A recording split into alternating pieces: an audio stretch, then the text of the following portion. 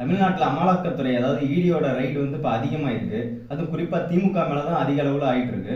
அது வந்து எடப்பாடி பழனிசாமி சொல்லியிருக்காரு, திமுகவில் ஸ்டாலின் அவர்களுக்கு இடியை பார்த்தாலே பயம் அப்படின்னு சொல்லியிருக்காரு. நாங்கள் இப்போ என்ன கேட்குறோம்னா, இடியை பார்த்து எங்களுக்கு பயமா, இல்லை தமிழ்நாட்டில் இந்த அளவுக்கு அரசியல் செய்கிறாங்களே இவங்களை அடக்கிறதுக்கு ஒடுக்கிறதுக்கு வேற வழியே இல்லைன்னு பொய் வழக்கு போட்டு இடியை மோடிக்கு உங்களை மாதிரி ஆட்களுக்கெல்லாம் வந்து பயமா அப்படிங்கிறதா எங்களோட கேள்வி. நேருக்கு நேரு இன்னும் அரசியல் செய்ய துப்பு கிடையாது. இவங்கெல்லாம் பேச வந்துட்டாங்க. திமுக அமைச்சர்களும் திமுகவில் உள்ள பொறுப்பாளர்கள் மட்டும் தான் காரில் போகிற மாதிரி, இவங்கெல்லாம் கட்ட வண்டியில் போகிற மாதிரி பேச வந்துட்டாங்க. இப்போ உங்களுக்கு ஒரு அமலாக்கத்துறை இடி இருக்கிற மாதிரி எங்களுக்கும் லஞ்ச ஒழிப்புத்துறைன்னு ஒன்று இருக்குது. எங்களுக்கும் ஏவிட தெரியும். ஆனால் அதை எந்த காலத்துலையும் முத்துவேல் கருணாநிதி ஸ்டாலின் அவர்கள் அதை செய்ய மாட்டார். கம்ப்ளைண்ட் ஆனால் மட்டும்தான் அதுக்கு நடவடிக்கை எடுப்பார். அதே போல் இப்போ நீங்கள் பாகிஸ்தானில் வந்து தீவிரவாதிகள்லாம் நிறையா இருக்காங்க, நம்மளை வந்து இந்தியாவை தாக்குறாங்கன்னு சொல்கிறீங்க.